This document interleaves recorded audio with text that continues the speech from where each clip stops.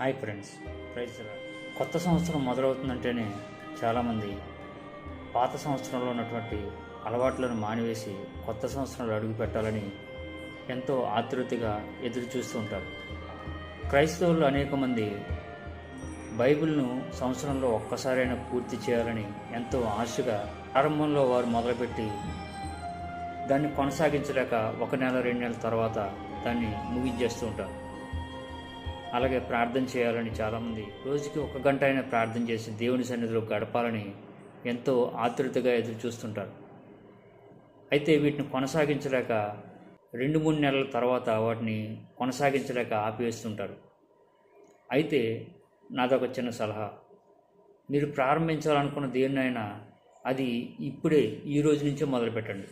అంటే మీరు డిసెంబర్ నెలలో మొదలు పెడితే అది జనవరికి ఒక అలవాటుగా మారిపోతుంది. ఒక క్రికెట్ మ్యాచ్కి వెళ్ళే ముందు నెట్ ప్రాక్టీస్ ఎంత అవసరమో మన పాత అలవాట్లను విడిచిపెట్టి కొత్త అలవాట్లను నేర్చుకోవడం కూడా అంతే ఒక ప్రాక్టీస్ లాంటిది. కాబట్టి నీవు చేయాలనుకున్నది ఇప్పుడే ఈ క్షణం నుండే ప్రారంభించు. ఖచ్చితంగా అది నీ జీవితంలో ఒక అలవాటుగా మారిపోతుంది. అట్టి కృప దేవుడు మనందరికీ దయచేయనుగాక. ఆమేన్.